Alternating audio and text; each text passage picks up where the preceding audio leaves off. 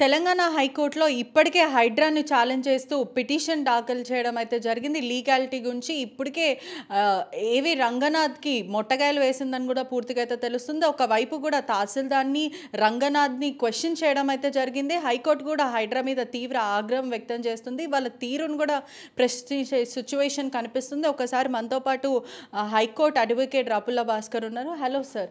అంటే నిన్న చూస్తుంటే వాదనల పైన జియో 99కి కూడా స్టే ఇస్తాం వాళ్ళ తీరుని ప్రశ్నించడం జరిగింది. చూస్తుంటే కూడా మధ్యతరగతి కుటుంబమే కానీ బిలో పావర్టీ లైన్ ఉన్న వాళ్ళు ఎంతో కాయకష్టం చేసి ఇల్లులు కట్టుకుంటున్నారు. వాళ్ళది ఎటువంటి నోటీసులు ఇవ్వకుండా వితిన్ 24 అవర్సే కూల్చివేతలు జరుగుతున్నాయి. అది ప్రధానంగా ఆదివారం రోజులు అంత అర్జెంటుగా ఎందుకు కూల్చివేస్తున్నారు, వాట్ ఈస్ ద నెసెసిటీ అని చెప్పి కోర్టు ప్రశ్నిస్తుంది. ఏం చెప్తారు? కొంతమంది హైడ్రా పరిధిలోకి హైడ్రాకు సంబంధించినటువంటి వాళ్ళు వచ్చి మా ఇల్లు కూలగొడతారు అనేటువంటి ఒక భయంతో గౌరవ హైకోర్టుకు వచ్చి రిట్ పిటిషన్స్ వేశారు. అమీన్పూర్ ప్రాంతంలో ఒక కృష్ణానగర్ అనేటువంటి ఒక కాలనీకి సంబంధించినటువంటి వ్యక్తులు వచ్చి కంప్లైంట్లు ఇచ్చారు. ముఖ్యంగా రిట్ పిటిషన్స్ వేయటం అనేది జరిగింది. ఈ హైడ్రా కూల్చుది అనేటువంటి భయం ఉన్నటువంటి వ్యక్తులు చాలామంది హైకోర్టును వచ్చి అప్రోచ్ అయ్యారు, రిట్ పిటిషన్స్ వేసారు. చట్టం ఏం చెప్తుందనంటే ఏదైనా ఒక ఇల్లీగల్గా ఒక బిల్డింగ్ కడితే ఎఫ్టీఎల్ కట్టినా, బఫర్ జోన్లు కట్టినా, లేదు చెరువులు ఆక్రమించి కట్టినా, లేదు గవర్నమెంట్ స్థలాలను ఆక్రమించి కట్టినా చట్టం ఏం చెప్తుందనంటే నువ్వు ఈ పలానా రూపాలల్లో ఓ పద్ధతి లేకుండా చట్ట వ్యతిరేకంగా నువ్వు ఈ బిల్డింగ్ కట్టినావు, ఎఫ్టీఎల్ కట్టినావు, లేకపోతే బఫర్ జోన్లు కట్టినావు, నీ ఇల్లుని ఎందుకు కూల్చకూడదు అనేది హెచ్ఎండి అధికారులు కానీ రెవెన్యూ అధికారులు కానీ నోటీస్ ఇవ్వాలి. నోటీస్ ఇచ్చిన తర్వాత ఆ వ్యక్తి యొక్క ఇంటి యజమాని ఎవరైతే ఉన్నారో ఆ వ్యక్తి యొక్క యజమాని ద్వారా ఎక్స్ప్లెనేషన్ కాల్ఫర్ చేయాలి. కాల్ఫర్ చేసి ఆయన ఇచ్చినటువంటి ఎక్స్ప్లెనేషన్లో ఎంతవరకు వాస్తవం ఉంది, ఆయన కట్టింది నిజమా లేదా సర్వే కండక్ట్ చేయాలి. దానికి సంబంధించినటువంటి ప్రొసీజరల్గా ఆ ఆస్తి, ఇల్లు కట్టబడినటువంటి ఆస్తి ఎఫ్టీఎల్ పరిధిలో ఉందా, బఫర్ జోన్ల పరిధిలో ఉందా, లేదు జియో 111ల పరిధిలో ఉందా, లేదు గవర్నమెంట్ స్థలంలో ఆక్రమించుకొని కట్టిరా అనేది సర్వే కండక్ట్ చేసి ఒక పద్ధతి ప్రకారంగా వాటన్నిటిని కూడా తేల్చాలి. తేల్చిన తర్వాత నోటీస్ ఇవ్వాలి. నోటీస్ ఇచ్చిన తర్వాత నోటీసులకు వాళ్ళు హెచ్ఎండి అధికారులు కానీ హైడ్రా అధికారులు కానీ సాటిస్ఫై కాకపోతే నిజంగానే అతను బఫర్ జోన్లలో ఎఫ్టీఎల్ జోన్లో కట్టిందని తెలిస్తే కొంత టైం ఇచ్చి ఒక ఆర్డర్ పాస్ చేయాలి. ఆర్డర్ పాస్ చేసి స్పీకింగ్ ఆర్డర్ అంటే దాన్ని స్పీకింగ్ ఆర్డర్ పాస్ చేసి 15 రోజులు టైం ఇస్తున్నాం, నువ్వు కూలగొట్టు, లేకపోతే మేమే యాక్షన్ తీసుకుంటాం, కూలగొట్టడానికి కావాల్సినటువంటి ఖర్చు కూడా నీ దగ్గరనే వసూలు చేస్తాం అనేది చెప్పి ఫైనల్ ఆర్డర్ పాస్ చేసి నోటీస్ ఇవ్వాలి, ఫైనల్ నోటీస్. ఆ తర్వాత కూడా అతను స్పందించకపోతే అప్పుడు హెచ్ఎండి అధికారులు కానీ మున్సిపల్ అధికారులు కానీ లేదా గ్రామాలలో అయితే గ్రామ పంచాయతీ అధికారులు కానీ రెవెన్యూ అధికారులు కానీ లేదు హైడ్రా కానీ ఎవరైనా సరే ఒక ప్రొసీజర్ ఫాలో కావాలి. ప్రొసీజర్ ఫాలో కాకుండా అవుట్ రైట్గా ఒక తహసీల్దార్ ఇచ్చినటువంటి ఒక రిపోర్ట్ని బేస్ చేసుకొని ఈ కూలగొట్టడాలు అనేటువంటి జరుగుతూ ఉంది. కూలగొట్టేటటువంటి సిస్టంలో కూడా ఏం జరుగుతుంది, వాళ్ళు ఇంట్లో ఉంటుర్రు, ఆదివారం పూట ఇంట్లో ఉంటుర్రు, వాళ్ళకు ఇలాంటి నోటీస్ లేదు, రప్ప పోలీసులు మాబా పోలీసులు విపరీతంగా పోలీసులు రెవెన్యూ అధికారులు ఇంట్లో పడుతుండ్రు, బయటికి వెళ్ళగొడుతారు, కూలగొడతారు. కనీసం వాళ్ళకి సంబంధించినటువంటి వస్తువులు, బెడ్, తినేటటువంటి ఆహార వస్తువులు, లేదు సంబంధించినటువంటి వస్తువులను తీసుకొని పోవడానికి కావాల్సినటువంటి టైం కూడా ఇస్తలేరు అనేది చాలామంది ఇచ్చినటువంటి కంప్లైంట్. ఇప్పటికే చూసుకుంటే ఎటువంటి లీగాలిటీస్ ఉన్నాయంటే జియో 99 ప్రకారం ఒక పాలసీ అనేది ఏర్పాటు చేసుకోవాలి. మీ పాలసీ ఏంటి అని కూడా న్యాయస్థానం ప్రశ్నించే సిచ్యువేషన్ మనకు కనిపిస్తుంది. అంటే ఒకవైపు ప్రజలని ప్యానిక్, అంటే ఇప్పటికే మనం చూస్తుంటే కూడా కొంతమంది అటెంప్ట్ చేశారు, సూసైడ్ అటెంప్ట్, పెట్రోల్ పోసుకోవడం కానీ లేకపోతే చనిపోతామని. ప్రజల మధ్యలో ఇటువంటి ప్యానిక్ సిచ్యువేషన్ ఒక టెర్రర్ అటాక్ లాగా అయితే అనిపిస్తుంది అని కోర్టు కూడా చెప్తుంది. దీన్ని ఎలా చూడాలి అంటే ఒకవైపు ప్రతిపక్షాలు దీని పొలిటికల్ ఎజెండా లాగా చూస్తున్నారు, కానీ ప్రజలకి చాలా ఇబ్బందులు అవుతున్నాయి. దీని మీద ఏమంటారు?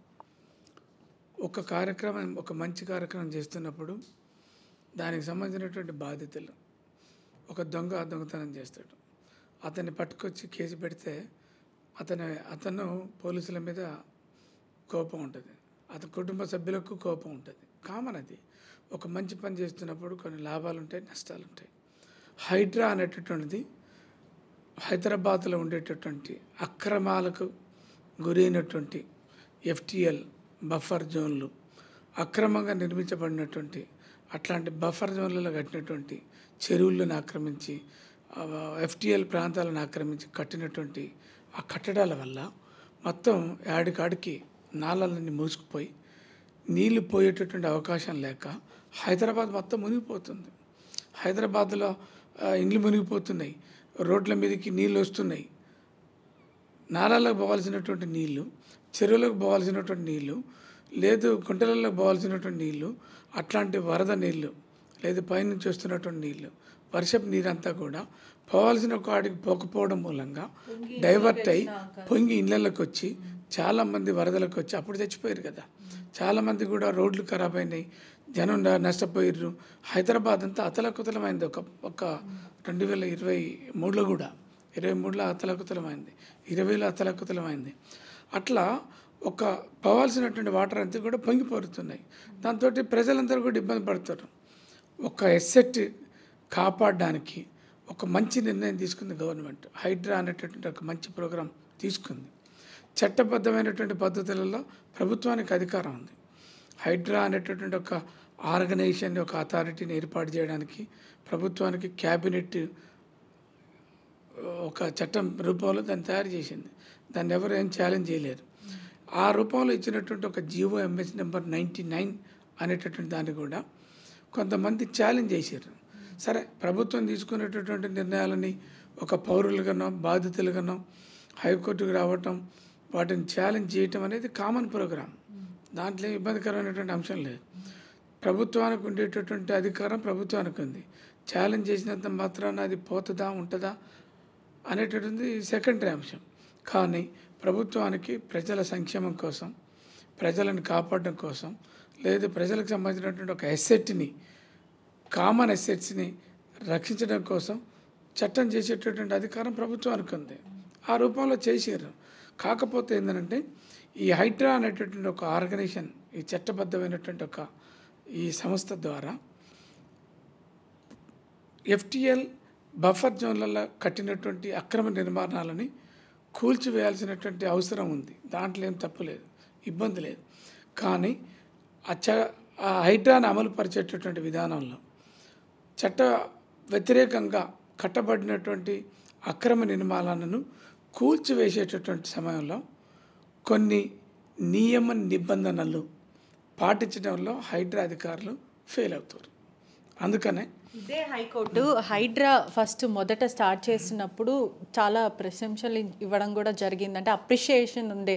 అంటే వాటర్ బాడీస్ని కాపాడడం కోసం, ఎన్విరాన్మెంటే కానీ మైగ్రేట్ బర్డ్స్ని కాపాడడం కోసం హైడ్రా చేసేది ఖచ్చితంగా మంచిదే అంటూ సక్సెస్ఫుల్గా జరుగుతుందని కూడా కోర్టు చెప్పడం జరిగింది. కానీ ఇప్పుడు ఇదే కోర్టు మొట్టికాయలు వేస్తుంది. అంటే మీ తీరుని ప్రశ్నిస్తుంది, తీవ్రమైన ఆగ్రహం కూడా వ్యక్తం చేస్తుంది. సిస్టమ్ హైకోర్టు వారు కూడా గతంలో కొన్ని రిట్లు వేసినప్పుడు ఎఫ్టిఎల్లలో మీరు ఇల్లు కట్టుకుంటే ఎట్లా, లేదు బఫర్ జోన్లలో మీరు ఇల్లు కట్టుకొని మీరు చెరువులు ఆక్రమించుకొని ప్రజలకు డ్యామేజ్ చేస్తే ఎట్లా, ఒక పద్ధతి ప్రకారంగా ఒక అక్రమంగా నిర్మాణం చేసినటువంటి నిర్మాణాల మీద చర్యలు తీసుకుంటే తప్పేంటి అని ఒక ఆలోచనతో ఉన్నది. కానీ ఏంటంటే ఆదివారం నాడు గొలగొట్టడం, నోటీసులు ఇవ్వకుండా గొలగొట్టడం, కొన్ని కేసులలో హైకోర్టు వారు స్టేటస్కో ఇచ్చారు, స్టే ఇచ్చిన తర్వాత కూడా కోర్టు ఇచ్చినటువంటి ఆదేశాలని అమలుపరచాల్సినటువంటి బాధ్యత హైడ్రా అధికారుల మీద ఉంది. కోర్టులో కేసులు ఉండగా, కోర్టు వారు ఇచ్చినటువంటి ఆదేశాలు పెండింగ్లో ఉండగా ఆగి కోర్టు ఆదేశాలను వేకేట్ చేసిన తర్వాత కూలగొట్టు. అంత తొందర ఏంది, అంత ఓవర్ యాక్షన్ ఏంది? నువ్వు కూలగొట్టేటటువంటి క్రమంలో ఎందుకు నియమ నిబంధనలు ఒక సిస్టమ్ ఉంది, దాన్ని ఎందుకు పాటిస్తలేరు? ఇప్పుడు ఒక ఉరి వేసేటటువంటి వ్యక్తికి కూడా ఒక కోరిక ఉంటుంది. చివరి కోరిక ఏంటని అడుగుతారు. అడిగి అతని కోరికలు తీర్చిన తర్వాత కూలగొడతారు, చంపుతారు, ఉరేస్తారు. కానీ అంతకంటే దారుణం ఏముంది? మీరు తీసుకోండి, చర్యలు తీసుకునేటటువంటి దగ్గర తప్పులేదు. కానీ చర్యలు తీసుకునేటటువంటి క్రమంలో ఒక హైరార్కీ ఉంటుంది. నోటీసులు ఇవ్వటం, ఎక్స్ప్లెనేషన్ కాల్ ఫర్ చేయటం, తర్వాత ఫైనల్ నోటీస్ ఇవ్వటం, దానికి కూడా స్పందించకపోతే అప్పుడు చట్ట వ్యతిరేకంగా ఉండేటటువంటి అల్లీగల్ చట్ట వ్యతిరేకమైనటువంటి వాటిని కూలగొట్టండి. కానీ ఆ ప్రొసెసర్ ల్యాప్సెస్ ఉన్నాయి అనేది కోర్టు వారు ఐడెంటిఫై చేశారు. ఆ కోణంలోనే కొంత ఆగ్రహం వ్యక్తం చేయటం అనేది జరిగింది. మరోవైపు కూడా అధికారులని ఎవరైతే మీ పై అధికారులు ఉన్నారో పూర్తిగా మీ సుపీరియర్స్ మీ బాస్ని ప్లీజ్ చేసే ప్రాంతంలో ఇటువంటివి చేయొద్దు అని కోర్టు చెప్పిందా? అదేవిధంగా ఎవరైతే ఉన్నారో ఆసక్తి చూపిస్తున్నారు అంటే కింది అధికారులు ఆసక్తి చూపిస్తూ వాళ్ళ సుపీరియర్స్ని ప్లీజ్ చేసే అవకాశాలు కూడా ఉన్నాయంటూ చెప్తుంది. అలాంటిది ఏమైనా కోర్టు చెప్పడం కానీ దానికి కాదు. ఒక అమీన్పూర్ అనేటటువంటి ప్రాంతంలో అక్కడ ఉన్నటువంటి తహసీల్దార్ ఒక వ్యక్తికి సంబంధించి కృష్ణానగర్లో ఒక వ్యక్తి యొక్క ప్లాటు బఫర్ జోన్లో ఉందని హైడ్రాకు రిప్రజెంటేషన్ ఇచ్చిండు. హైడ్రా వాళ్ళకు యాక్షన్ తీసుకోమని రాసిండు. Basing on the report of తహసీల్దార్, హైడ్రా డిమాలిష్డ్ ది ప్రాపర్టీ. తహసీల్దార్ ఇచ్చినంత మాత్రాన వెనుక ముందు ఆలోచించకుండా మిగతా ప్రొసీజరల్ యాక్టివిటీస్ ఫాలో కాకుండా మీరు ఎట్లా కొలగొడతారు? చార్మినార్ కూడా బఫర్ జోన్లో ఉందని, లేకపోతే హైకోర్టు కూడా బఫర్ జోన్లో ఉందని ఒక తహసీల్దార్ రిపోర్ట్ ఇస్తే సరిపోద్దా? ఇదే విధంగా ఏవి రంగనాథ్ని న్యాయస్థానం అడిగే ప్రశ్నలకు అతను తడబడుతున్నాడు అంటూ కూడా సమాచారం వస్తుంది. అంటే హీఈస్ నాట్ క్లారిటీ, ఒక ప్రాపర్ క్లారిటీ ఇవ్వకుండా మాట్లాడుతున్నాడు, కొంచెం తడబడుతున్నాడు. అసలు పాలసీ ఏంటి అని ప్రశ్నిస్తే కూడా what are the your policy అని ప్రశ్నిస్తే కూడా తడబడు, ఏం చెప్పలేని పరిస్థితి ఉంది అని కూడా తెలుస్తుంది. అవునండి. ఇప్పుడు అడిగండి ఇట్లా ఒక తహసీల్దార్ ఇచ్చినటువంటి రిపోర్ట్ని బేస్ చేసుకొని కూలగొట్టడం ఎంతవరకు న్యాయం? తహసీల్దార్ ఇచ్చినటువంటి రిపోర్ట్తో పాటుగా ఆల్టర్నేటివ్ ప్రొసీజరల్స్ మీరు చేయండి, సర్వే అండ్ డిమార్కేషన్ కండక్ట్ చేయండి, దానికి సంబంధించినటువంటి అన్ని జాగ్రత్తలు తీసుకోండి. ఒకవేళ కూలగొట్టిన తర్వాత ఆ ఇల్లు బఫర్ జోన్లో లేదంటే పరిస్థితి ఏంది? అతనికి ఒక ఇల్లు కూలగొట్టిన తర్వాత తను పడ్డ కష్టం రూపాయి గొడబెట్టుకొని ఒక ఇల్లు కావాలని కొనుక్కుంటారు. చాలామంది కొనుక్కున్నారు. వారం రోజులలో కొనుక్కొని ఇంటి గృహప్రవేశం చేసుకొని వారం రోజులలో ఇల్లు కొలగొట్టారు. కొనుక్కునేటటువంటి వ్యక్తులు ఏం చేస్తారు? సహజంగా దీనికి రేరా అప్రూవల్ ఉందా లేదా, లేదు లేఅవుట్ పర్మిషన్ ఉందా లేదా, లేదు జిహెచ్ఎంసీ లేదా మున్సిపాలిటీ వాళ్ళు పర్మిషన్స్ ఇచ్చిరా లేదా, లేదు ఇది చట్ట వ్యతిరేకంగా ఉందా, చట్ట అనుకూలంగా ఉందా అని సహజంగా ఆలోచిస్తారు. నువ్వు రేరా పర్మిషన్లు ఇచ్చారు, మున్సిపాలిటీ ఆయన కట్టుకోమని పర్మిషన్ ఇచ్చిండు, జిహెచ్ఎంసీ ఆయన కట్టుకోమని పర్మిషన్ ఇచ్చిండు, లేఅవుట్ చేయమని డిటిసిపి అధికారులు పర్మిషన్స్ ఇచ్చింది. ప్రజలు ప్రశ్నించేది కూడా అదే, మీరు అసలు పర్మిషన్లు ఎందుకు ఇచ్చారు, కరెంటు కానీ ట్యాక్స్లు ఎందుకు కట్టించుకుంటున్నారు, ప్రభుత్వమే కట్టించుకుంది మళ్ళీ ప్రభుత్వమే మా ఇల్లు కూల్చేస్తా అంటే మేము ఎక్కడికి వెళ్తాం అంటే సామాన్య ప్రజలు అంటే హ్యుమానిటేరియన్ గ్రౌండ్గా ఆలోచిస్తే, ఎందుకంటే హైడ్రా అదే చెప్పింది, Hydraa is not a monster, మాకు హ్యుమానిటేరియన్ గ్రౌండ్స్ ఉంటాయని చెప్పింది. ఇప్పుడు ముసలి వాళ్ళు, పిల్లలు, వృద్ధులు, అదేవిధంగా వికలాంగులు ఉన్నారు, ప్రెగ్నెంట్తో ఉన్న వాళ్ళు ఉన్నారు, వీళ్ళందరూ అవస్థ పడుతున్నారు. ప్రస్తుతం ఇప్పుడు వాళ్ళు చెప్పేది ఏంటి అని అంటే మాకు కంపెన్సేట్ చేయమండి, అంటే మాకు ఏదైతే జాగాకు సంబంధించిన అమౌంట్ ఉందో అది ఇచ్చేసామని మేమే ఆనందంగా ఖాళీ చేస్తాం అంటున్నారు. ప్రభుత్వం ఏమో వీళ్ళకి డబుల్ బెడ్రూమ్ కేటాయిస్తాము అని చెప్తున్నారు. ఒక ఇంట్లో సుమారుగా 6 నుంచి 7 వరకు పిల్లలు కానీ పెద్దలు వీళ్ళంతా మెంబర్స్ ఉంటే ఎక్కడ పడుకుంటారు ఒక్క బెడ్రూమ్ మీద అని వాళ్ళు ప్రశ్నిస్తున్నారు. అంటే 50 లక్షలు 30 లక్షలు కోటి రూపాయలు పెట్టి కట్టుకున్న ఇల్లులు కూడా ఉన్నాయి. ఇప్పుడు దానిపైన పర్సనల్ లోన్లు తీసుకున్నాం, డైలీ వేజ్ కూలీలు కూడా ఉన్నారు అని అంటున్నారు. విలువ కలిగినటువంటి లోన్లు కూడా బ్యాంకులు ఇచ్చారు, డైరా పర్మిషన్స్ ఉన్నాయి. ఈ ఇచ్చినటువంటి అధికారులను ఫస్ట్ వృద్ధి చేయాలి. బఫర్ జోన్లో ఉన్నటువంటి భూములకు, ఎఫ్టీఎల్ జోన్లో ఉన్నటువంటి భూములకు లేఅవుట్ల కోసం పర్మిషన్ ఇచ్చినటువంటి డిటిసిపి అధికారులని, అంటే ఇవన్నీ కూడా గత ప్రభుత్వం ఉన్నప్పుడు అవకతవకాలని చెప్పొచ్చా? ఏ ప్రభుత్వం ఉన్నప్పటికీ ప్రభుత్వాలు ఉంటే పోతాయి, కానీ అధికారులు ఉంటారు. పర్మనెంట్ ఏంటంటే అధికారులు ఉంటారు. ముఖ్యమంత్రులు మారచ్చు, ఎమ్మెల్యేలు మారచ్చు, ఎంపీలు మారచ్చు, ప్రజాప్రతినిధులు మారుతారు, కానీ ప్రభుత్వం ఒకటే. నడిపేటటువంటి యంత్రాంగం రాజకీయ వ్యవస్థ మాత్రమే మారుతుంది, కానీ ప్రభుత్వం ఉంటుంది. ప్రిన్సిపల్ సెక్రటరీలు, కలెక్టర్లు, ఆర్డీఓలు, జిహెచ్ఎంసీ కమిషనర్లు, మున్సిపల్ కమిషనర్లు అందరూ ఉంటారు. అట్లాంటి పర్మిషన్స్ ఇచ్చినటువంటి అధికారులను ఫస్ట్ వృద్ధి చేయాలి, వాళ్ళని సస్పెండ్ చేయాలి, వాళ్ళ మీద క్రిమినల్ కేసులు కట్టాలి. వాళ్ళు ఎవరెవరికైతే ఇచ్చి హైడ్రాలో విక్టిమ్స్గా మెలిగిపోయినటువంటి వ్యక్తులు ఉంటారో వాళ్ళందరికీ సంబంధించినటువంటి అమౌంట్ ఆ అధికారుల దగ్గర రికవరీ చేయాలి. ఎవరెవరైతే ఈ లేఅవుట్లు కండక్ట్ చేసి ప్రజలని ప్రభుత్వాన్ని మోసం చేసారో వాళ్ళందరి ఆస్తుల్ని జప్తు చేయాలి.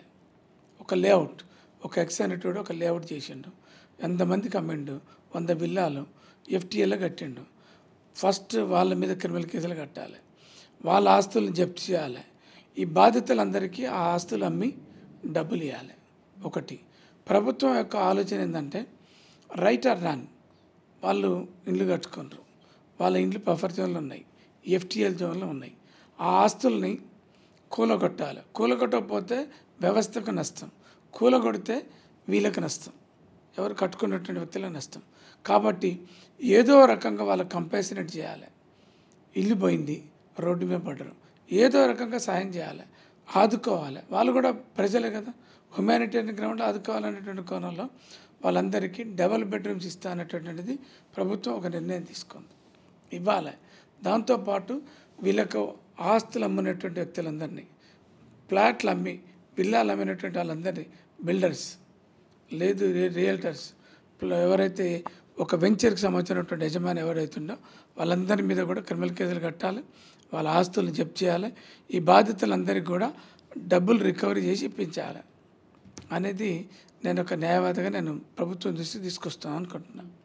అదేవిధంగా మెజిస్ట్రీ కూడా చెప్పడం జరిగింది, ఎవరైనా సరే అధికారులు రూల్స్ అండ్ రెగ్యులేషన్కి అగేనెస్ట్ వెళ్ళినా వాళ్ళని చెర్లపల్లి జైలుకి పంపించే అవకాశాలు ఉంటాయని సీరియస్ వార్నింగ్ ఇవ్వడం కూడా జరిగిందని నోటీస్కి వచ్చింది. అవునండి, కోర్టు ప్రొసీడింగ్స్ జరుగుతున్నప్పుడు ఒక కామెంట్ చేయడం అనేది జరిగింది, కోర్టు వారు అనటం అనేది జరిగింది.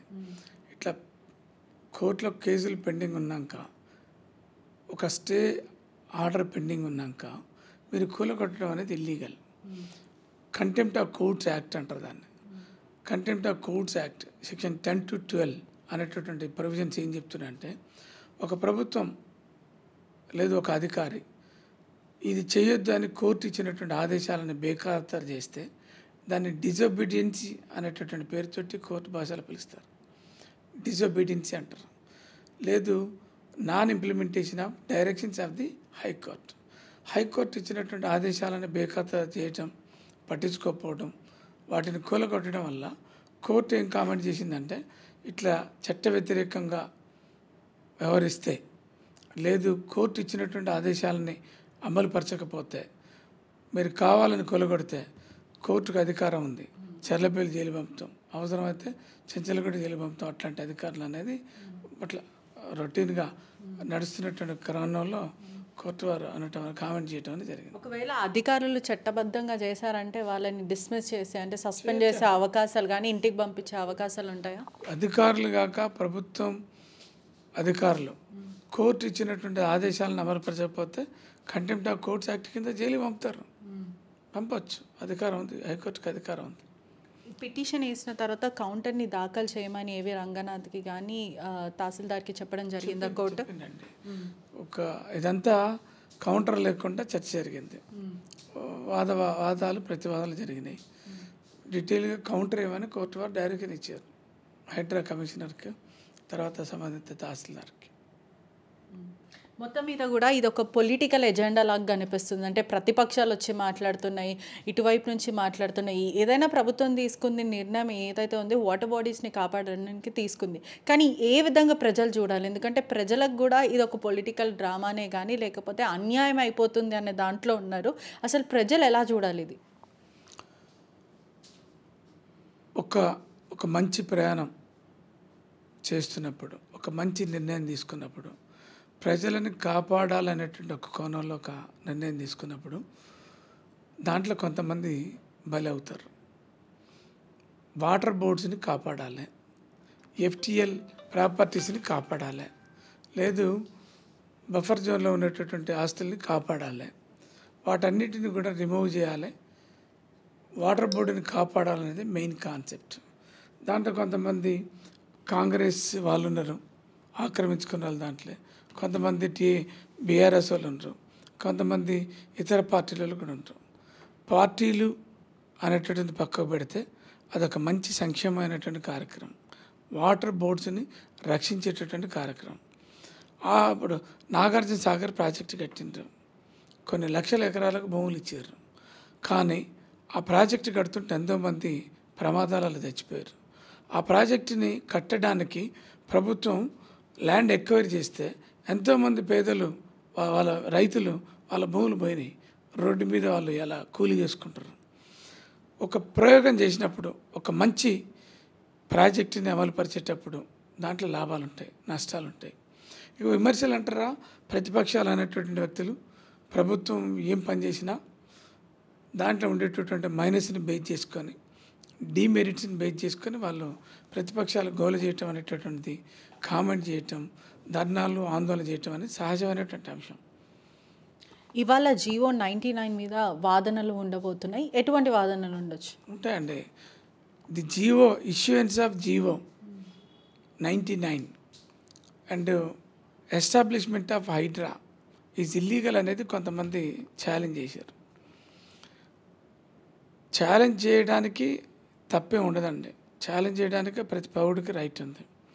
కానీ ఆ జియో 99 ఇష్యూ చేసేటటువంటి విధానంలో క్యాబినెట్ తీసుకున్నటువంటి ఒక నిర్ణయం, దాన్ని అంత తొందరగా అంత ఈజీగా హైకోర్టు వారు జోక్యం చేసుకోకపోవచ్చు. ఒక మంచి నిర్ణయం తీసుకునేటటువంటి క్రమంలో తప్పులు జరుగుతుంటాయి. ఆ తప్పుల్ని అధిగమించాల్సినటువంటి బాధ్యత ప్రభుత్వం మీద ఉంది. ప్రజలకు డ్యామేజ్ జరగకుండా ఒక టెక్నికల్గా హైరార్కీ పాటిస్తూ హైడ్రా అధికారులు వాళ్ళ యొక్క కార్యక్రమాలను చేసుకోవాలి. ప్రజలకు డ్యామేజ్ జరగకుండా రూల్ ఆఫ్ లా, ప్రొసీజరల్ లా రెండు ఫాలో కావాలి. చేసుకుంటే ఏ ఇబ్బంది ఉండదు. అయితే 99 అనేటటువంటి జీవోని అంత ఈజీగా కోర్టు దాన్ని తీసేస్తుంది అని నేను అనుకుంటలేను. Let us wait and see. ఇప్పటికే చూస్తున్నట్టయితే కూడా హైడ్రా మీద సీరియస్ వార్నింగ్ హైకోర్టు ఇవ్వడం అయితే జరిగింది. పూర్తిగా రూల్స్ అండ్ రెగ్యులేషన్ని పాటించాలి అంటూ ఆగ్రహం వ్యక్తం చేయడం అయితే జరిగింది. ఒకవైపు చూసుకుంటే కూడా ప్రజలు అతలాకుతలం అవుతున్నారు, వాళ్ళొక ఆందోళన వ్యక్తం చేయడం అయితే జరుగుతుంది. చూడాలి అసలు ఈ రోజు ఎటువంటి వాదనలు హైకోర్టులో ఉండబోతున్నాయి. అసలైన తొలి వెలుగు. ఫాలో వాట్సాప్ @తొలి వెలుగు official.